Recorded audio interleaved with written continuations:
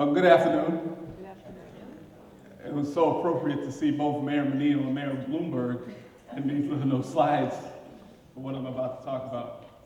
And please forgive me for my notes. I really want to stay on course because I know we're under a time constraint. But given, oh good, I don't need this. This is my only slide. Given the size of the city of Boston, despite its size in comparison to most other major cities, especially given what has happened in this past week, we've really demonstrated why the city of Boston is such a great city. It's one of the greatest cities in this country and one of the greatest cities in the world. And we really do have the right to say Boston brave, Boston strong. As the city prepares for its leadership transition, it's an opportunity for us to reflect on how far we've come as a city. More importantly, it is a tremendously exciting time to give us a chance to build on past leaderships and develop a vision for the future of the city of Boston. I want to say thank you to Kelly and the members of the TEDxFenway program. I also want to thank Bob Gittins. He's the one who convinced me, Vice President of Public Affairs here at Northeastern. And I also want to thank Dean Widerspan, I don't want to pronounce your name wrong, and my other colleagues that are here, and recognize them for also being here at Northeastern University. As difficult as it may be, we must remind ourselves and resist the temptation to make comparisons to Mayor Menino and any other past mayors. We can honor them, we can respect them, and salute them. But today, we have an opportunity to chart the city's future. And what I'd like to do is hopefully add to the discussion that we will certainly have over the next year about what we'll be looking for our next mayor in the city of Boston. Now, as you heard mentioned, I'm the son of one of the sons of John O'Brien. Yep, you can clap. And it really has been a blessing to meet some of you all for the first time that work in Boston Public Schools and knew my dad and worked with him. So it's so appropriate that my first recommendation for the next mayor is to truly focus on improving public education. And why do I say that? Because anybody who understands how cities work, or anybody understands how cities develop and how cities grow, people choose where they live based on the educational systems, especially the educational systems for their children.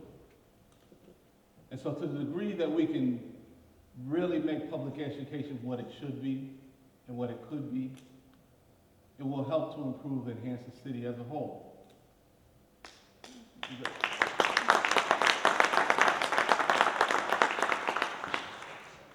Now, I know this is something that my dad fought for, but I would also suggest for the next mayor to consider bringing back an elected school committee. And I say that, I know. If not an elected school committee, at least some representation, elected representation on the school committee. And I say that because it really is important for the people in the city to feel like they have an avenue to be able to be engaged and help make the decisions around what happens with the education of their children. And that doesn't mean that them being selected doesn't have that opportunity, but you also want to make sure that the public has an opportunity to be engaged in that regard. There are two types of models for mayors in cities. There's a strong mayor model and there's a weak mayor model. Boston has a strong mayor model. And the strong mayor model is the one where the mayor has most of the power in the decision making, where the city council has very little. And there are some cities that have the other model. The city council has all the power and the mayor has very little decision making power. I'm not suggesting that the city of Boston go to a weak mayor system, not at all. But I do think the city of Boston should consider balancing the power a little bit better between the city council and the mayor.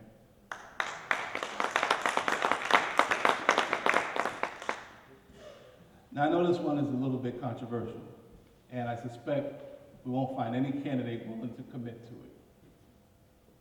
But the next mayor should consider working with the city council on term limits. Yeah. And I'm not saying term limits simply because Mayor Menino served 20 years and Mayor Bloomberg would certainly serve 20 years if he could. I'm saying that because for cities, the way that cities grow and change and the requirements of innovation, it really is important that we have a space for the leadership to be able to lead and not be so concerned about politics and position.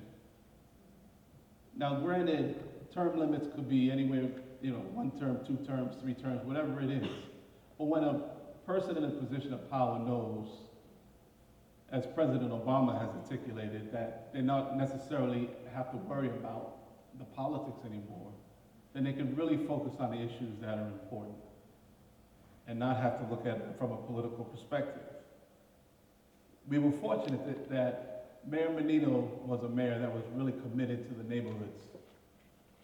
But we may not necessarily get somebody who is able to stay in there for 20 years that has that kind of commitment. And so that's why I think it's important that we consider term limits. We have to figure out a way to seek out the best and the brightest. And this is a point that I'll get back to that involves higher education. But the way that we become successful is you surround yourself with people who are talented, who are smart, who believe as you believe, and are willing to buy into the vision that you can set. No one can do it by themselves. The city of Boston possesses probably some of the most talented people in the world. They either become talented here and go other places, or they come here with their talent and make a difference. The next mayor has to consider developing and continuing to strengthen the relationship with the business community and the development community. Our city, as small as it is, it has a lot of people and it's growing fast. And it has a lot of need, it has a lot of demands. That person that becomes mayor has to be able to work with the business community because cities are driven by economics. If you don't have strong businesses, you don't have strong development. If you don't have strong development, you're not going to be able to have your city grow. And we have to have a mayor that's committed and working with the business community to make sure that there are jobs available. Not just for the professionals, but for the people in the community. As we were talking earlier, being able to pick up the phone and call the businesses and say, hey, I need you to hire some of these kids, which is one of Mayor Menino's fortes.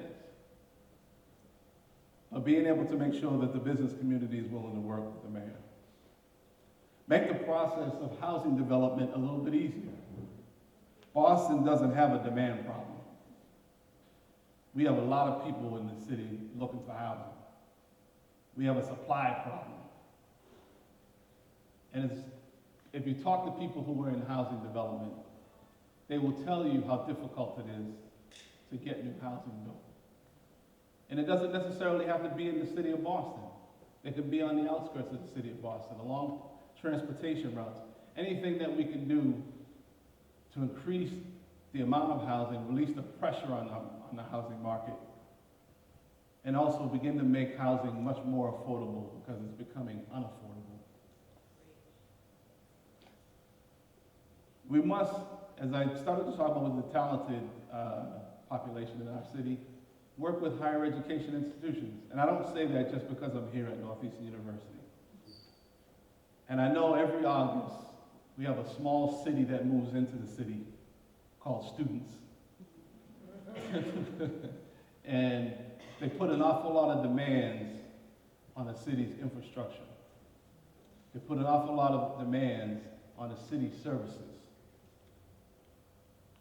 But, like the medical community, we here in Boston have some of the greatest higher education institutions in the world. There's no reason why we should be struggling to educate our kids. Not with all this brain wealth that we have located in one geographical location. Can you think of any place else in the world that has this many wonderful colleges and universities in this small of a space? You'd be really hard pressed to think of one. This is one of my pet peeves, and this is probably too granular, but the next mayor should consider how to keep clubs and bars open past 2 a.m. I don't say that just for my generation or any generation, but any city you go to, major city you go to, nothing shuts down at 2 a.m. Nothing. Keep them open late. And finally, continue to nurture the relationships with Boston communities. Last week really showed us that we really are one city, and we should engage and operate and work in that way and not be a fragmented city. We are not Dorchester, we are not Roxbury, we are not South Boston, we are not West Roxbury, we're the city of Boston. And the mayor should work with the communities like that to bring us all together so that we can operate and feel like one city. And finally, continue to make Boston a more welcoming city for all races and ethnicities and nationalities. Boston still is coming out from under the 70s. We still haven't broken some of the perceptions that people have about the city of Boston and how welcoming or not welcoming it may be. Boston is a great city. We've had a lot of great people of color that have come to the city. We have a lot of great people of color that are in this city. But for some reason, Boston still has not been able to shake that perception, primarily among people of color, that it's not a welcoming city. And it is. And whoever is mayor, it will be really, really important to be able to work on changing that perception so that we can deal forthrightly with it and move forward as a city and be more committed to all of our residents. So in conclusion, Boston is and will continue to be one of the greatest cities there is. I have no doubt about it, regardless of whoever becomes mayor. Because one thing that we have learned about the city of Boston is that if the residents are committed to making it better, it'll be better. We just have to continue to commit ourselves. We all have a responsibility to be informed, engaged, and committed to keeping the city moving in the right direction. And the next mayor of the city of Boston, no doubt, will have their hands full. Because all those relationships that Mayor Menino has built over 20 years, something's going to happen fairly quickly. And people's loyalties and commitments and all that kind of stuff, the politics of it, changes very rapidly when you have a change in leadership. And it's going to be really, really challenging for that person that takes that seat to rebuild those relationships and make sure that people don't leave, or people don't start fighting each other, or people don't start taking the city in the opposite direction.